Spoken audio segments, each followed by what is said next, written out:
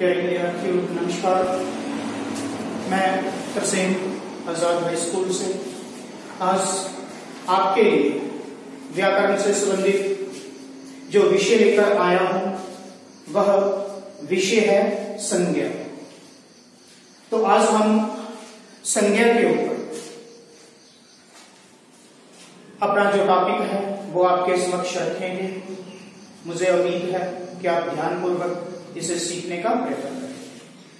तो चलिए सबसे पहले शुरुआत करते हैं कि संज्ञा का अर्थ है क्या। तो संज्ञा का अर्थ है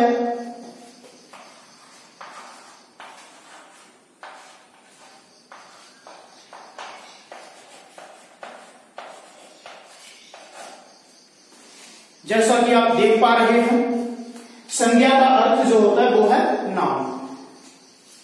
नाम मतलब कि किसी भी व्यक्ति का नाम हो वह संज्ञा है, चाहे वस्तु का नाम हो तब भी संज्ञा है।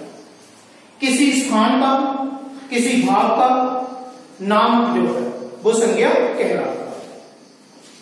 तो अर्थ से ही आप ये जान जाते हैं कि संज्ञा जो है वो क्या है। उसकी परिभाषा आप आराम से समझ सकते हैं। तो परिभाषा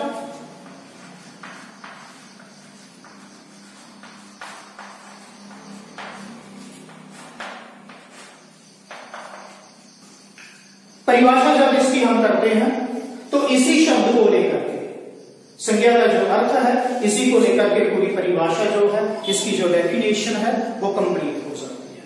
कैसे? किसी व्यक्ति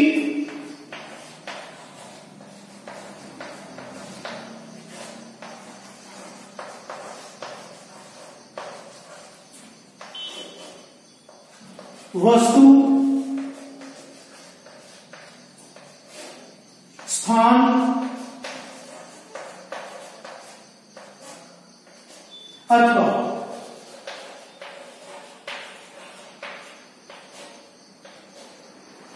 भाव आदि के नाम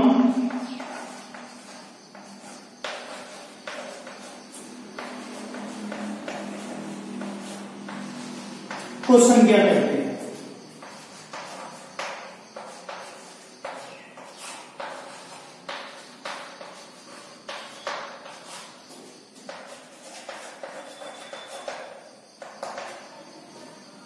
जैसे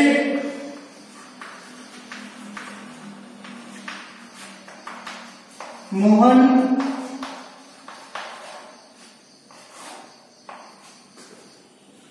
कुर्सी, जम्मू आदि।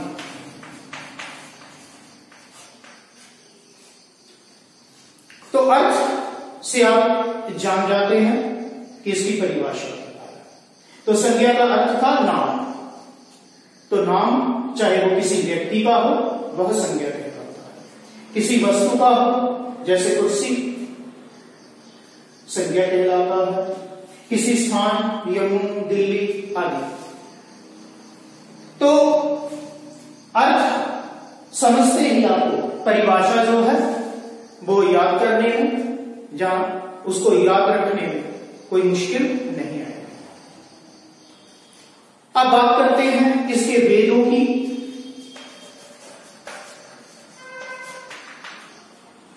तो संज्ञा के वेद, संज्ञा के 5 वेद जिसमें व्यक्तिवाचक,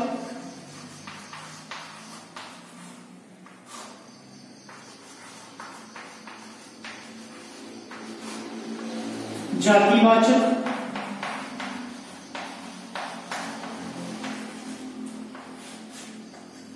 भाववाचक,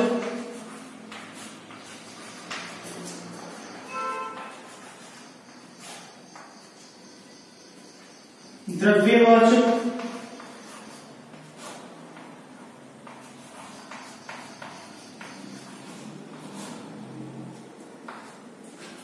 समूहवाचक।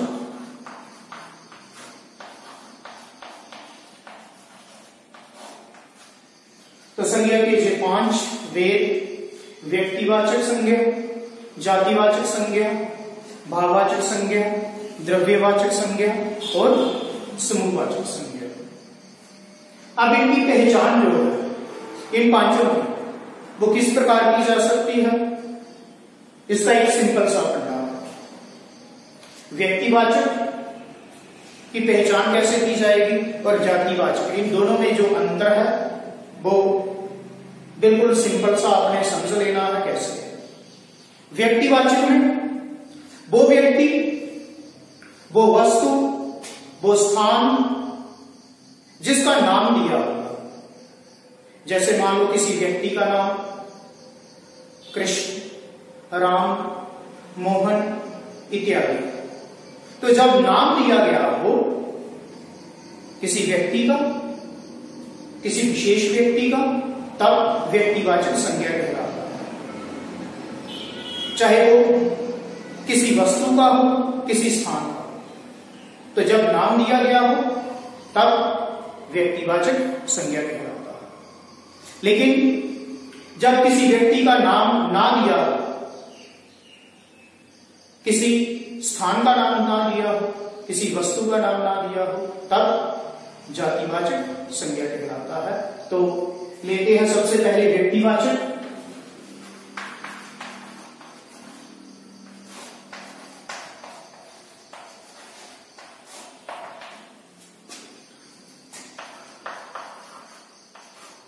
राम, मोहन,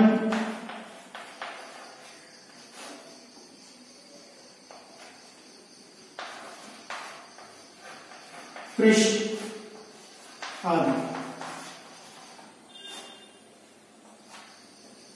तो ये कुछ व्यक्तियों के नाम हैं। इसके अतिरिक्त किसी वस्तु के नाम भी हो सकते हैं, किसी स्थान के नाम भी हो सकते हैं। जैसे हमने ऊपर लिखा है जहां पे, ये नाम दिया गया है जम्मू। तो जब किसी शहर का नाम दिया गया हो तो व्यक्तिवाचक संज्ञा हो। जातिवाचक में और व्यक्तिवाचक में बस इतना सा अंतर है। अब इनको हम दूसरे तरीके से लेते हैं। जातिवाचक,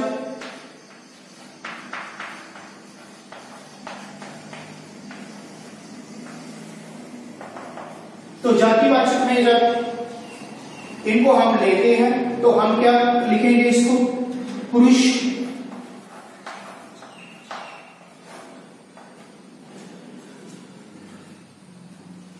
या फिर शहर, देश आदि।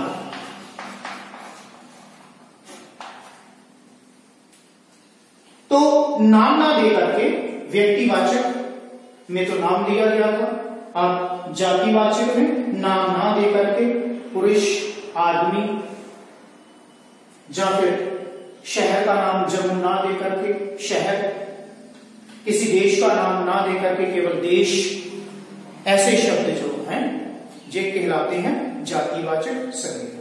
तो इनकी पहचान व्यक्तिवाचक और जातिवाचक दोनों में इस प्रकार सिंपली आप कर सकते हैं, बड़े साधारण तरीके पे कर सकते हैं कि जब किसी व्यक्ति, वस्तु, स्थान आदि का नाम दिया गया तो जब उनका कोई पर्टिकुलर नाम दिया गया होता है तब व्यक्तिवाचक संज्ञा होता है, और जब नाम ना दिया गया हो बल्कि उनकी जगह पे पुरुष, व्यक्ति, आदमी, या देश, शहर, नदी, जैसे गंगा जी का नाम ना दे करके केवल नदी का वर्णन कर दिया गया तो जातिवाचक संज्ञा हो सकता है। तो इन दोनों में जे अंतर आता है। अब बात करते हैं भाववाचक संज्ञा की।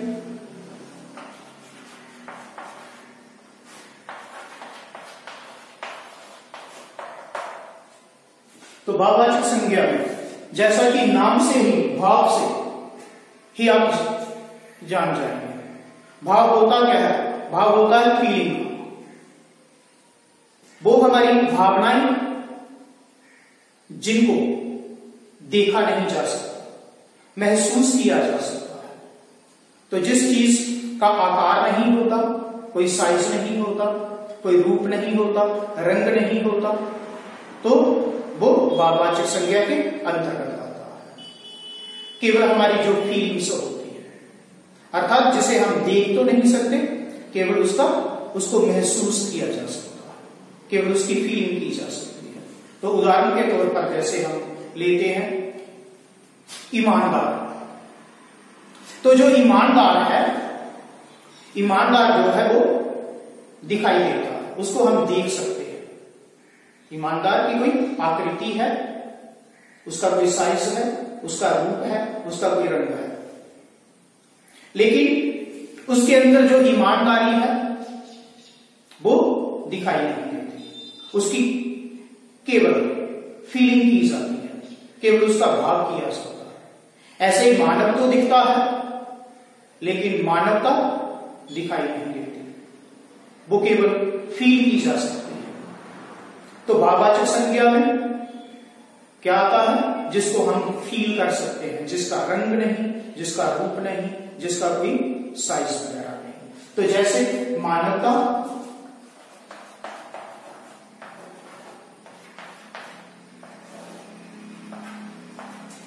अच्छाई,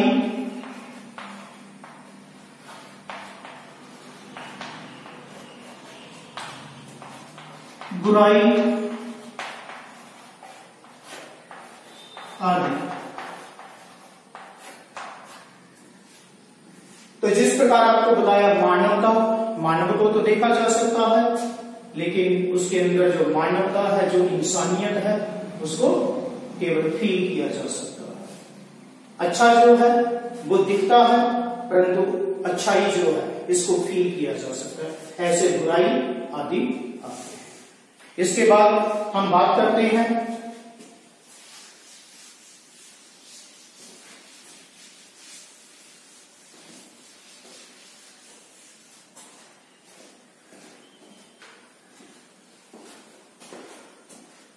द्रव्यवाचक।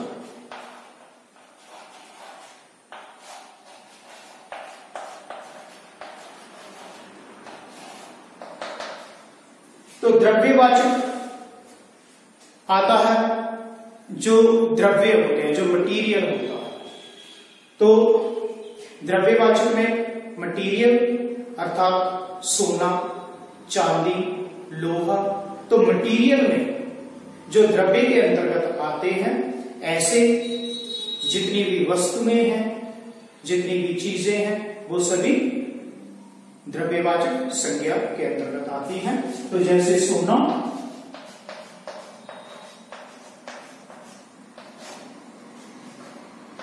चांदी,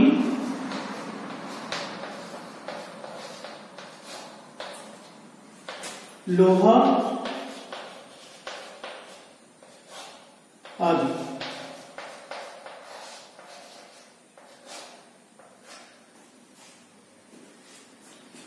तो ये मटीरियल के अंतर्गत आती है, द्रव्य के अंतर्गत जो चीजें आती हैं वो द्रव्यवाचक संज्ञा में आती है। अब बात करते हैं समूहवाचक संज्ञा की।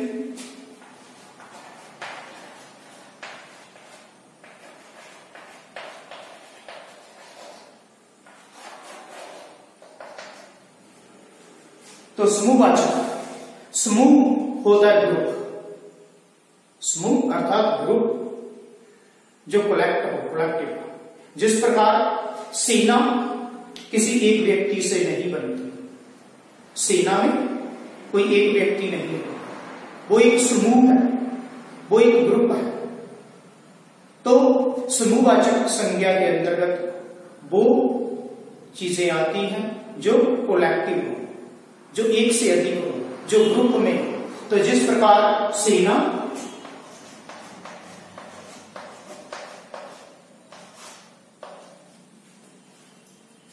उसके बाद कक्षा,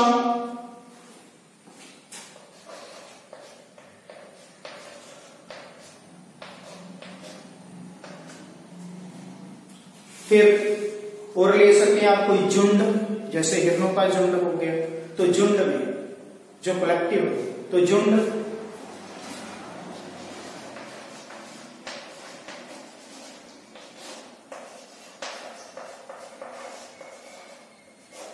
आदि। तो इस प्रकार से संज्ञा के अंतर्गत आने वाली जो 5 प्रकार के इसके भेद हैं, व्यक्तिवाचक संज्ञा, जातिवाचक संज्ञा, भाववाचक संज्ञा, द्रव्यवाचक और समूहवाचक।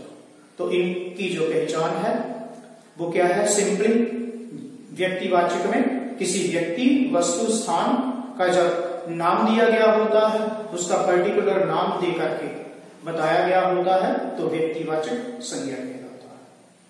उसके बाद जातिवाचक में जब इन्हीं का व्यक्ति, वस्तु, स्थान आदि का नाम ना दे करके उनकी जगह शहर, नदी या फिर देश, व्यक्ति लिख दिया जाता है तो जातिवाचक संज्ञा कहलाता है। भाववाचक में जिस प्रकार किसी बात की हम भावना करते हैं, फीलिंग करते हैं, तो जिसकी फीलिंग की जाती है, केवल जो दिखता नहीं, दिखाई नहीं देता, वह भाववाचक संज्ञा के अंतर्गत आता है। द्रव्यवाचक में मटेरियल आते हैं, सोना, चांदी, लोहा आदि। और इसके अतिरिक्त लास्ट जो आता है समूहवाचक, इसमें ग्रुप आता है, कलेक्टिव। तो जहां बहुत सारी चीजें इकट्ठी हों, झुंड में बहुत सारे हिरण इकट्ठे होते हैं तो हिरणों का झुंड बनता है। बहुत सारे छात्र, बहुत सारे विद्यार्थी जहां इकट्ठे होते हैं कक्षा बनती है। बहुत सारे सैनिक जहां इकट्ठे होते हैं समूह में तो वहां सेना का निर्माण होता है। तो इसी प्रकार से आप ये 5 प्रकार के जो भेद थे संज्ञा के, इनको आराम से पहचान सकते हैं। Thank you.